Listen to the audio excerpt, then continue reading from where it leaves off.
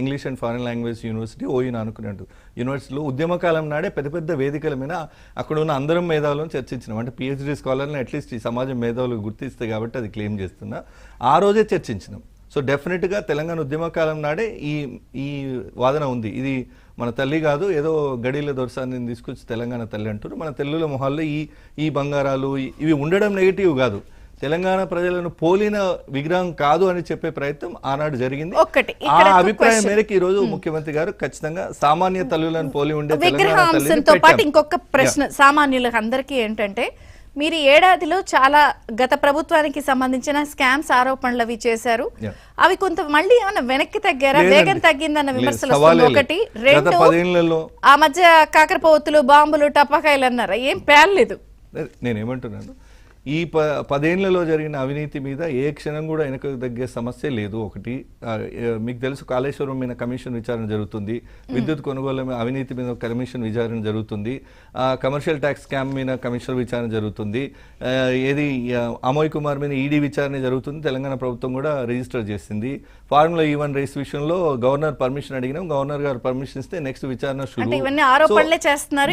Constructive evidences అండి, అన్ని document చేస్తున్నాం. రేపొద్దున ఊరుకు అరెస్ట్ చేస్తే మీరే అడుగుతారు. ఒకటి. రెండు, ఇందాక ఒక మాట వారు పోరెడ్డి గారు మాట్లాడుతూ సోనియా గాంధీ గారి బర్త్డే రాగానే మేమేదో సర్కస్, నేను డెఫినెట్గా we proudly say Sonia Gandhi గారి బర్త్డే తెలంగాణ ఇచ్చిన ఆ తల్లి, ఆమె నిర్ణయం మేరకు తెలంగాణ రాష్ట్రం ఏర్పాటైంది.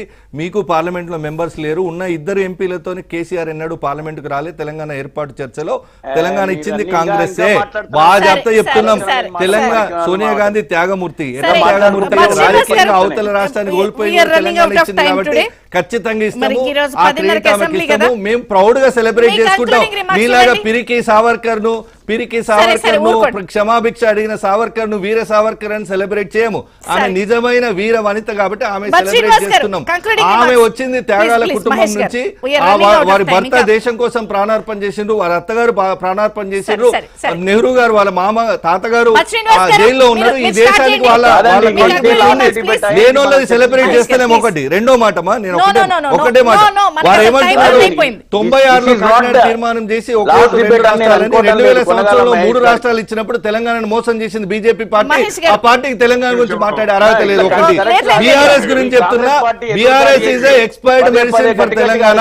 ఇంకా బీఆర్ఎస్ రాజకీయాలు తెలంగాణ చెల్లవు, నడవవు, పని చేయవని ఒక మాటలో. 10 seconds concluding please.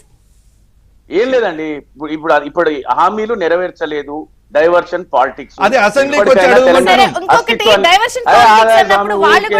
ప్రతిపక్ష నాయకుడిని అసెంబ్లీకి వచ్చి